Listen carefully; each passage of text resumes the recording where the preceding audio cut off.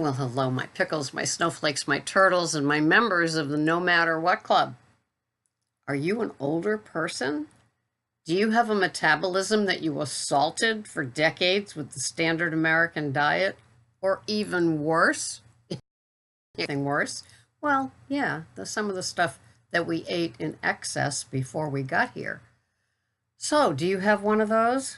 I do, which is why I call myself a turtle. I don't have high expectations of myself or my food plan in healing me and making me tip top.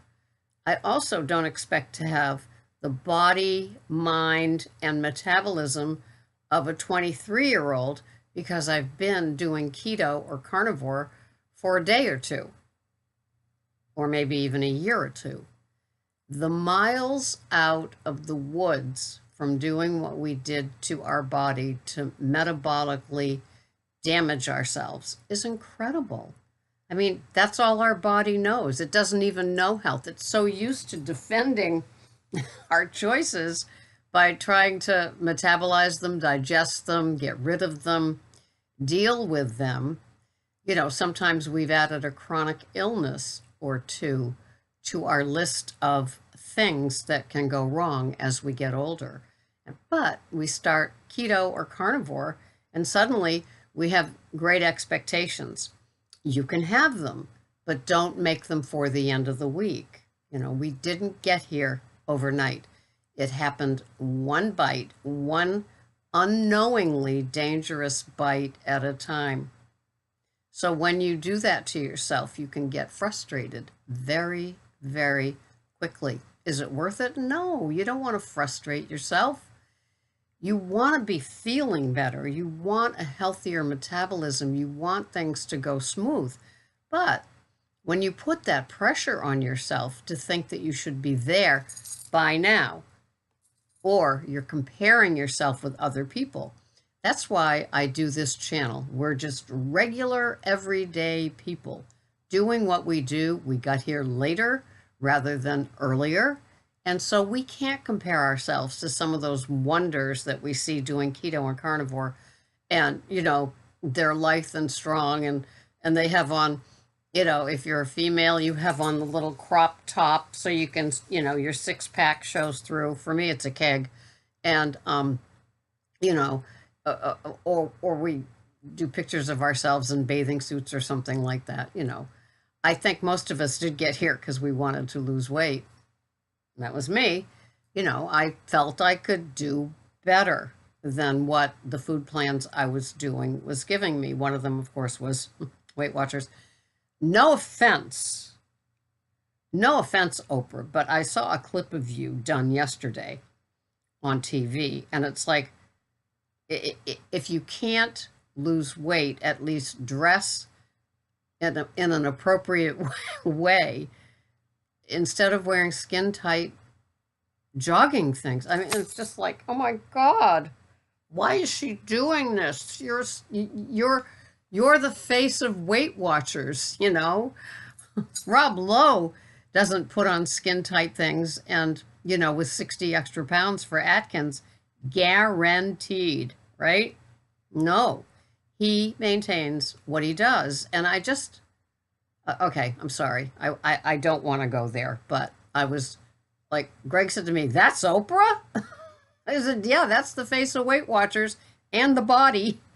Oh my, I felt so bad. Wouldn't you love to put her on a carnivore diet for a year and see the changes?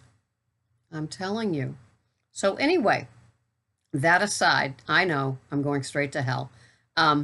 So what we do is we go about our new food plan. Oh, so anyway, it was Weight Watchers and low carb, high fat.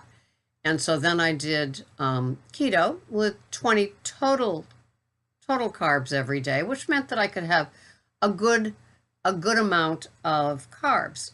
And then total, never the net thing that could get me into trouble. So then I reduced the 20 total to hanging in there for like 10. And then as I was food coaching, I would say to people, maybe you need to go to like 5 total or maybe even 10 if they were having more. And we're older. I'm not a nutritionist. I just have my anecdotal evidence and that of the people that I worked with to see what they were eating, what I was eating, and how that compounded, number one, how we felt, our mental health, our motivation, just certain things that we were willing, our patience. Let's talk about patience with the food plan, right? So as I did all of this, and the women that I worked with, I never really worked with a man.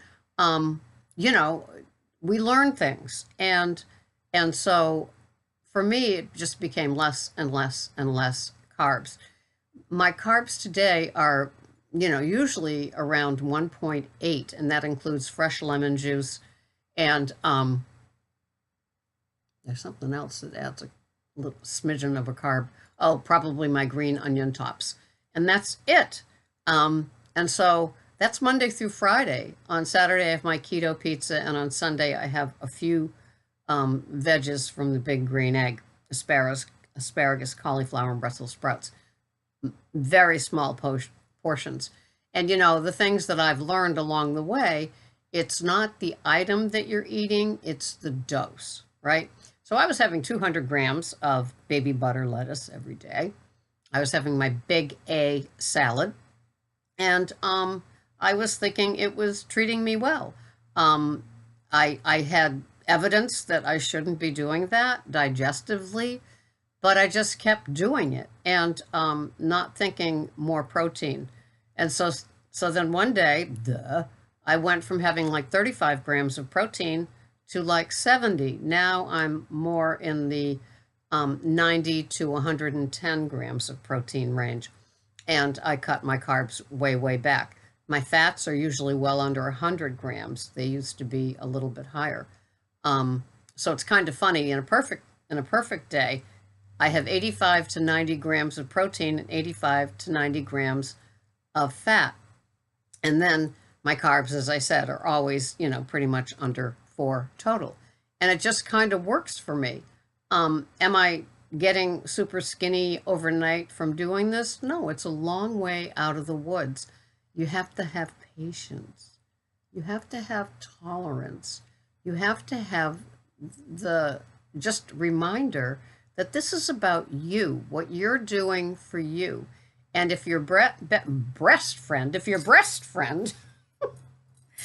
is doing the same thing as you and losing more and pounding it into you, just step back, step back. It's not a competition, even though she wants to make it that way. That's something that women carry with them, sometimes to the grave. How much you weigh, what your size is, how you look, wrinkles. I mean, we are our own worst enemies. And so try not to do that. If just because somebody invites you to the competition doesn't mean that you have to say, yes, I'm going. And then you go ahead and you do it and you wish you didn't. And it makes you like almost resentful, envious. And it starts bringing in emotions because this other person is like, I lost another 0.2 pounds on the scale. And you'll say to them, I thought we weren't weighing ourselves till Friday and it's only Tuesday. I know, but I felt really super skinny when I woke up. Don't get caught up in other people's drama and journey. Stay that nice, happy, consistent turtle. You're a snowflake. That's why I call us snowflakes. What works for me might not work for you. When I post what I'm eating for the day, it's not to say, you need to eat it this way or you're going to be in trouble. No, it's just showing you what me as a 68, almost 69-year-old woman eats for her OMAD, just to give you an idea. I have an 8-inch luncheon-sized plate, and I pile on the food. I like it looking abundant, and this is how I do it. I can't get away with the veggies that I used to. It was like game over. I didn't plan it. I certainly didn't plan it, and I certainly am sad that I can't have the veg that I used to. But my digestion told me, no go, sister. It's over, game over. Okay, have a little on Sunday, but that's it. So I adjusted. I put scrambled eggs or fried eggs where the veg used to go. I added some green onion, the tops, the green part, just for a little zing and flavor and prettiness. And that's about it. I have my fresh lemon juice on my electrolytes. It kind of just says, you know, you're getting your electrolytes. You're getting just a smidgen of lemon juice, because when I put down the carbs for the lemon, it's high. So now I just have like the 14 grams, which is 1 tablespoon of lemon juice. And that seems to work for me. So my expectations aren't that crazy. I just don't want to cheat. I don't want to eat treats. I don't want to ketofy. I don't want to game my own system. I don't want to present to you something that's not true. So I just go slow, plan my meals. If you see my plates posted every day, you'll say, she's a broken record. Yes, I am. And I think that a broken record is a good place to be. You know, Greg is not a 2 day in a row type of person. He'll have it on Monday, he'll have it on Wednesday, but don't give it to him Tuesday. So I have to do, you know, other things for him. But for myself, if I made a roast, like a pot roast or something, and I had, you know, 4 meals out of it, I'd have it 4 days in a row. I don't get tired of it. I'd end up looking very forward to it. That's my mental midget mentality.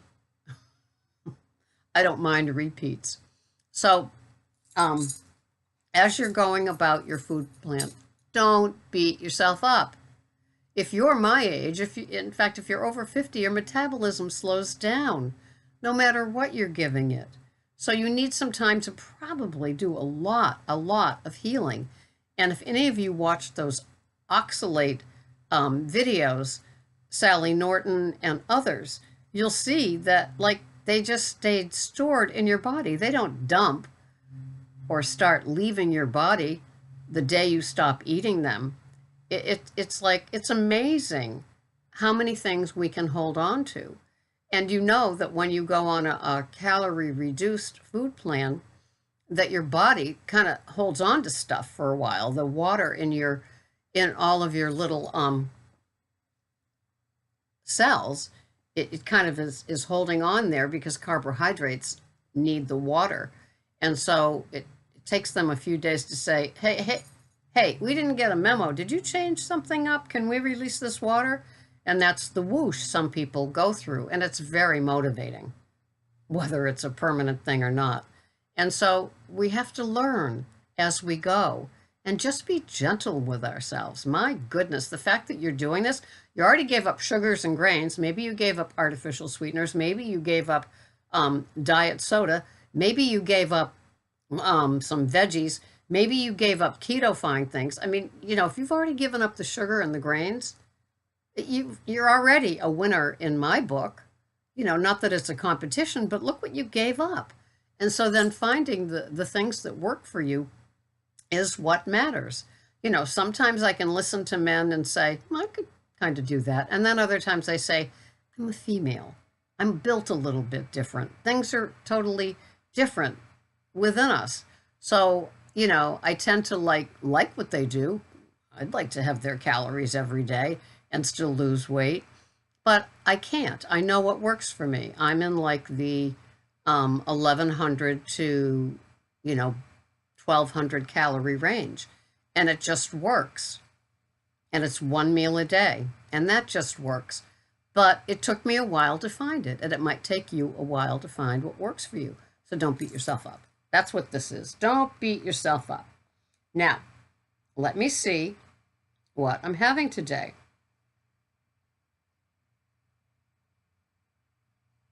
Okay.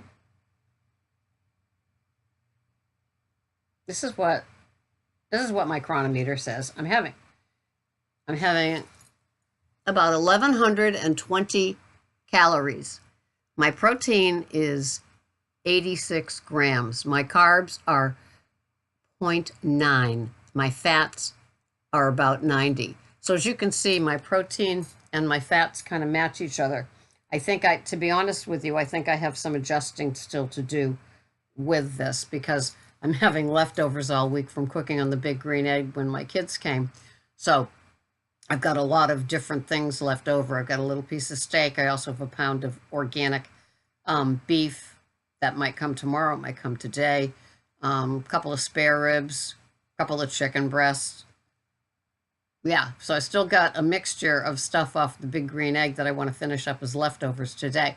And then maybe have that great big burger with the bacon.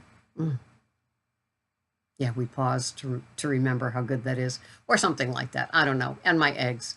So that's how it's rolling. I will adjust it, but it's going to stay around, the 1,100 calories for the day. So no beating yourself up. Have patience. That's why we're here, to remind ourselves day after day after day that this is not a sprint. It's just a nice journey, like with a turtle. Just a nice, steady as you go. Turtles aren't lying on their back at night, staring at the ceiling, wondering, I'm doing everything right. Why aren't I 110 pounds? They don't worry about that. They just keep doing what they're doing. And that's what I'm asking of you guys, to just keep doing what you're doing. It's going to work. It's just the patience part. That is how it goes when we get older. We were warned about this, and we left, I'll worry about it later. Well, it's later. So have a wonderful day. My pickles, my snowflakes, my turtles, and my No Matter What Club members. Thank you so much for watching. And this is my little plug. I do welcome PayPal donations. They help a lot. I still do phone consultations. I do help special people after like a phone consultation. I get them up and running with their food plan, just as a courtesy thing. It's still my ministry to help people, but I'm not doing the coaching per se, schedule an appointment. So you would notify me through my email below. And that's that. I still have mugs for I was going to say for rent, for sale. And so inquire about those too. And I still need to interview people on Tuesdays and Fridays. And that's why you're seeing this on a Tuesday, because I don't have anybody today. Thank you so much for watching. I'll see you the next time. Bye-bye for now.